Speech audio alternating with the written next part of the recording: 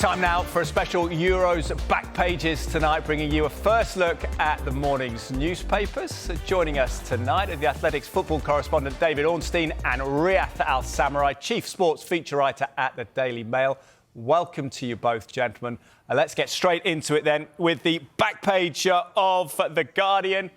Ollie stunning late strike from the super sub Watkins sends 3 Lions into a final with Spain. Riath, you've covered some monumental things in your career, no doubt, witnessed them in your broader life. Where does this stand in the historic moments of your lifetime? It's a great night in the tournament, isn't it, for England? I think I don't think anyone can quite process or make sense of this weird journey that England and Gareth Southgate are on in Germany at the moment. It's they played well tonight. They need a huge amount of credit for it. They went up a gear. We can probably break the game down shortly, but ultimately the theme of this tournament has been the ends over the means, and somehow England are into the final. Remarkable match, another remarkable late finish for England. Somehow they keep getting it done. It's fabulous. I say it's great to watch. Obviously we know the performances have been ugly at times, but it's a thrill ride that it's ended up in this position. Again, I don't think any of us can make sense of it. People have questioned the performances, David, but the record books are undeniable, aren't they? Harry Kane spoke of an aura this week about this England team. Do we have to start believing in that?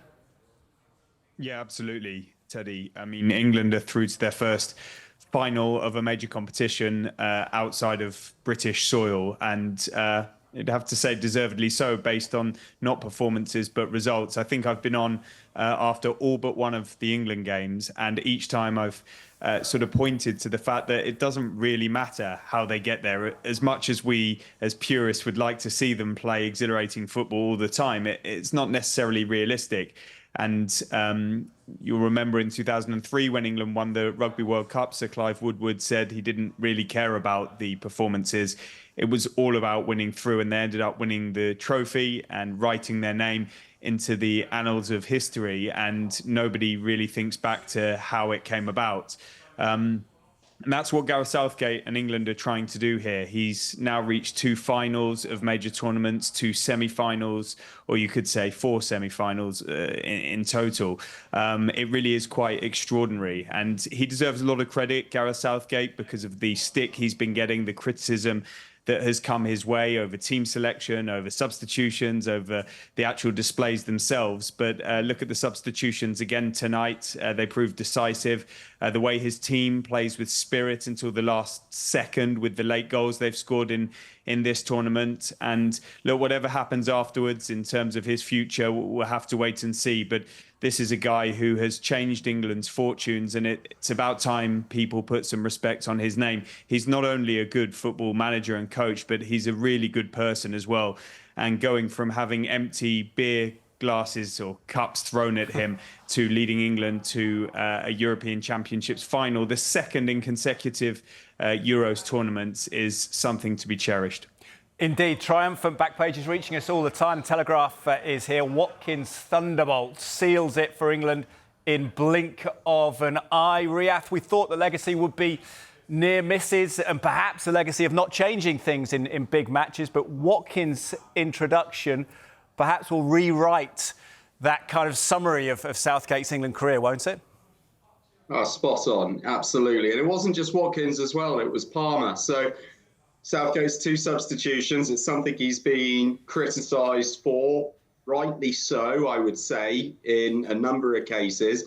But tonight, you could see the momentum of the game was going against England. They were in a sticky patch in that second half. That was a pretty iffy 20-minute period there.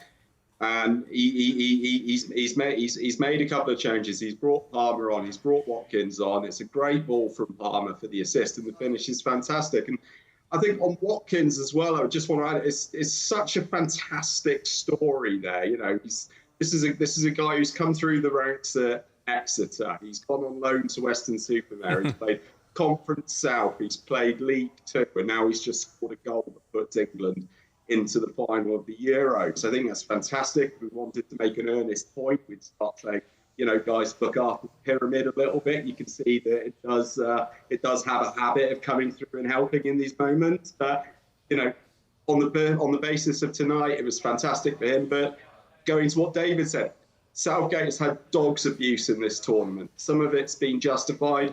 People throwing beer cups at him. There's no rationalisation for that at all. It's brainless behaviour. These people need to be getting down on their knees and thanking Gareth Southgate for the record he's had since he's been manager of the England team. And tonight, this is a night for him. This is his vindication. They're in the final when we spent all season saying it's a results business. This man has got results. Give him some credit. Give him some credit, to David, as well, for the surprise factor here, I suppose, and the courage in that one move of taking off the captain for Watkins, who'd had a brief cameo against Denmark before that. In that moment, how much intelligence but bravery was there from Southgate? Well, I thought, Teddy, that Watkins was unfortunate not to get more minutes during the tournament so far, because he's been electric for Aston Villa in this past season. He was the top scoring Englishman, I believe, in the Premier League, and has rivaled Kane before he moved to Bayern Munich in a number of seasons. He's really sort of perfected those little routine moves that I'm sure he'll practice over and over again. He destroyed Stefan de Vrij, who's a top central defender. When he came on against Denmark, you remember he ran through on goal and came very close to settling that match as well. And it showed what he can offer that Kane doesn't, with total respect to Kane, who's a goal machine and has, I think, put himself level with the all-time top scorers in the knockout stages of the European Championships tonight. But after the impact that Ivan Toney had when he came on in the quarterfinal, immediately when Ollie Watkins came on, maybe you're thinking to yourself, is Southgate making the right decision here?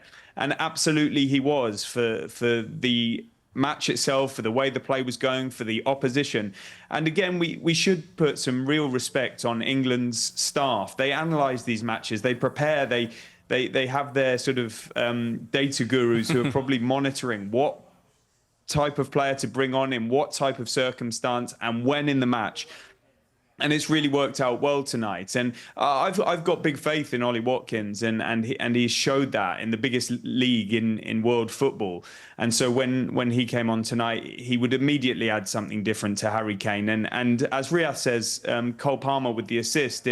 If you've seen the interview after the match, the post-match press conference, Ollie Watkins says they sort of said to each other, you're going to give the assist and I'm going to score the goal. That taps into the belief that these players have in each other, the camaraderie in the camp, which appears to be really strong. And they've overcome a Dutch side who could easily, with the amount of times they hit the woodwork, the pressure that Riath talks about, they could have easily had England. He has come up clutch there with a moment that Ollie Watkins will only have dreamed of and will have prepared for. He's a really good lad. He works so hard. He dedicates himself to this sport.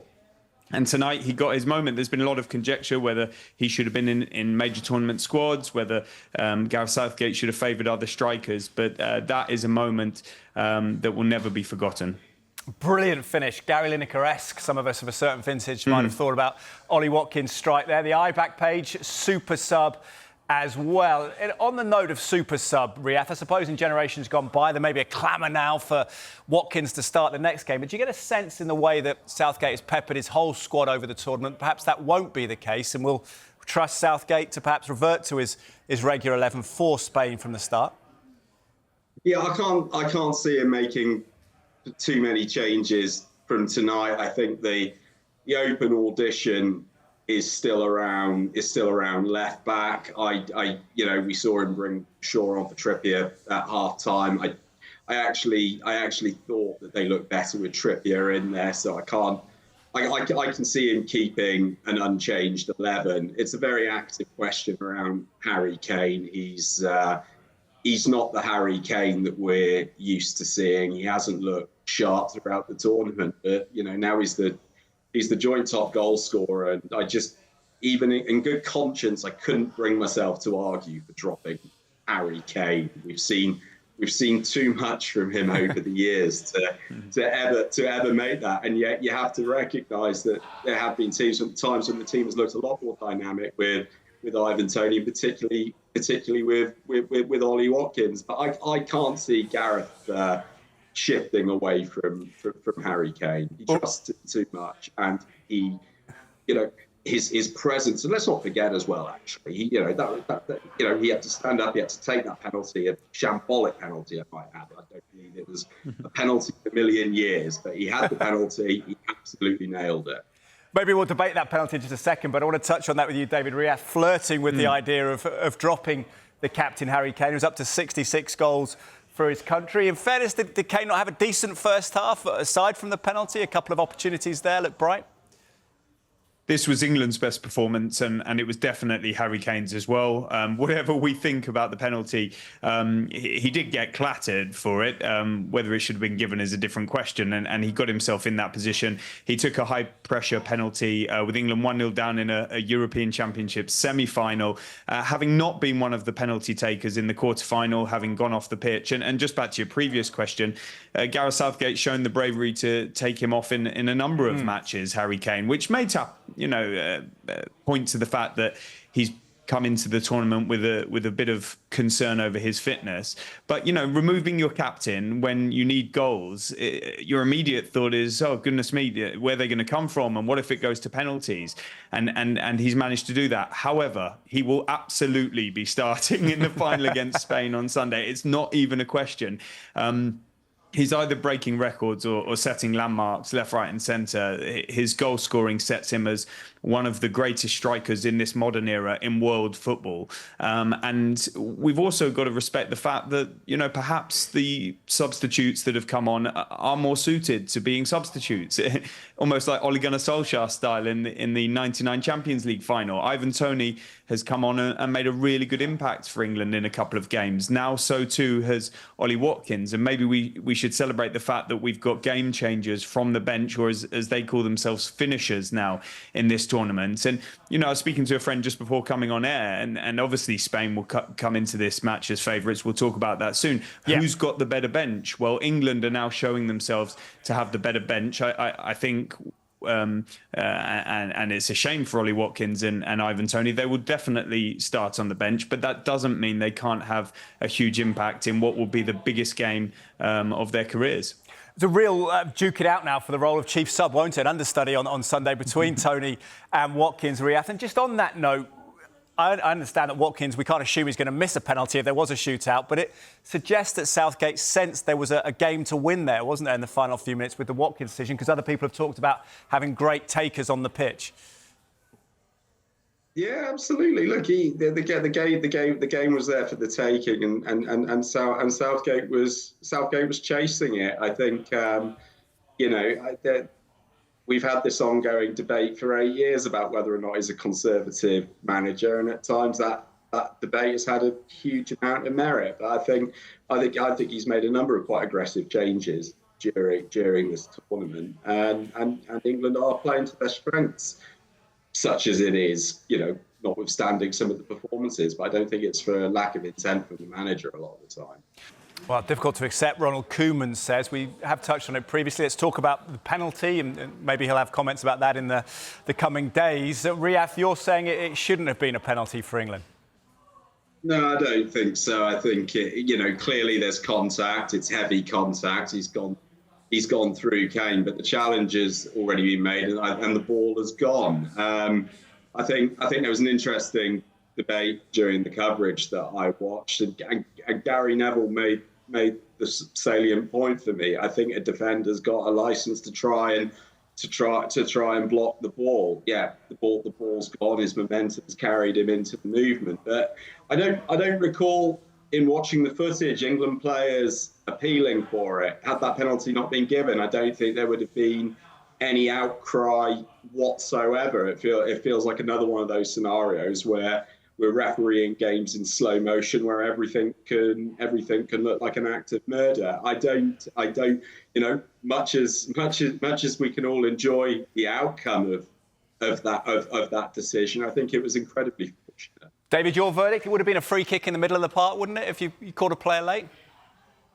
I'm just going to go against Riath for the sake of it, because attackers would say that's a penalty every day of the week. It was reckless. If it was in another part of the pitch and that foot was left up and there was a collision, it would go in favour of the player, who in this case was Kane.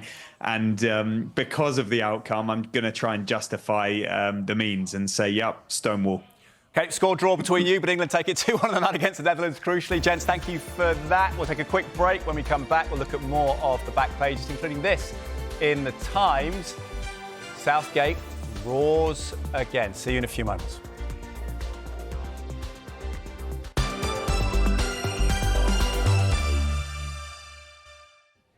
You're watching Back Pages tonight, and welcome back to you. Welcome back to the Athletics football correspondent David Ornstein and the Mirror's chief football writer. Well, it's not the Mirror's chief football writer, it's Riath Al-Samarrai, the chief feature writer for the Daily Mail. Gents, sorry about that.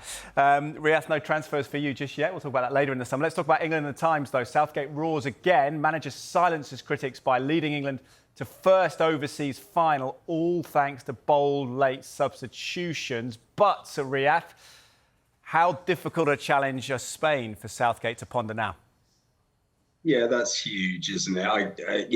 I can't think of anyone who has objectively watched the respective routes to the final that would make England the favourites using any qualification system beyond blind loyalty, optimism, and hope. But they're in the final. It's a great achievement for England to be there in consideration of everything, and the task is absolutely enormous.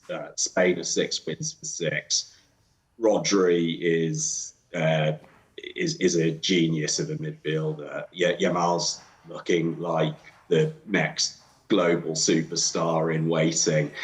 This is a team that can create, that's going to come at you hard. It knows how to defend. It knows how to dominate a midfield. I think at some point in this tournament, every team has had a wobble, and Spain's wobbles have been measured in minutes, not halves, not matches. They are a fabulous team, a heavy favourite. But if we're going to look at this with optimism, because we have to, that is a team that's going to come at England. It is going to leave some spaces. That is going to favour them. It's a different type of challenge. It could play into their hands. I feel like we've spent this entire tournament waiting for something to click with England. Something did in the first half tonight, and that's obviously incredibly encouraging to see. They're going to need to go up at least one gear to have a chance against Spain. The wingers, Yamal and Williams, take a lot of attention, but Riath references Rodri there, David. I know you want to talk about Kobbie Mainoo.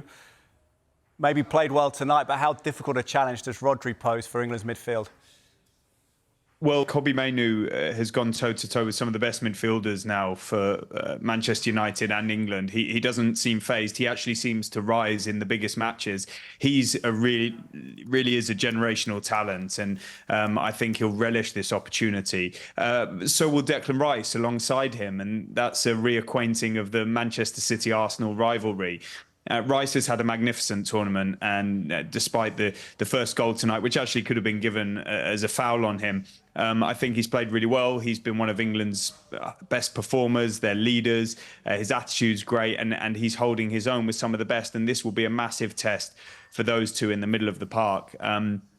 But yeah, Mainoo really has excelled. And just picking up on one of Riath's points in terms of coming up a level, they will have to, of course, but they don't have to outstyle Spain to try and give them a real test. They're not going to outstyle Spain. Spain are a superior team. But what England have shown throughout the tournament is that they dig in, they find a way to win. They drew 2 of their group games, but they've got to this stage. They do have some spirit in the camp. They've got resilience. They play until the end. They find goals with moments, which is what tournaments are all about. We saw Jude Bellingham's overhead kick. We saw Bukayo Saka save England. We've now seen Ollie Watkins, and the penalties were perfect as well, which gives England some reassurance. So yes, England are the underdogs going into the Berlin showdown, but they can win, of course, and maybe the underdog tag will suit them. You really correctly mentioned as well Mainoo's big game experience as well, getting the better of Rodri in Manchester City in the FA Cup final. Quiet day that was for Phil Foden. We've got just a minute, but I want to talk about Foden coming alive in this tournament, Riath. You've been wanting to draw attention to that. Yeah, I thought the first half tonight he was excellent. He's been, I would argue, alongside Kane to some extent, even Jude Bellingham. There's been a question about how far beneath his potential he's been. We know how fabulous he is as a player. We've seen it for Man City all through this season, and we've been waiting for it. Southgate moving him into that more central position, that switch system. It's been potentially the defining factor of this tournament for England, and we really saw it tonight. When Foden's playing like that, when he's going at people, taking them on, finding those passes in the tight spaces, he can be unplayable on his day, and that is a player who is at his best space to be terrified. Riath, thank you very much. David, pleasure to speak to you tonight on such an uplifting time for English football.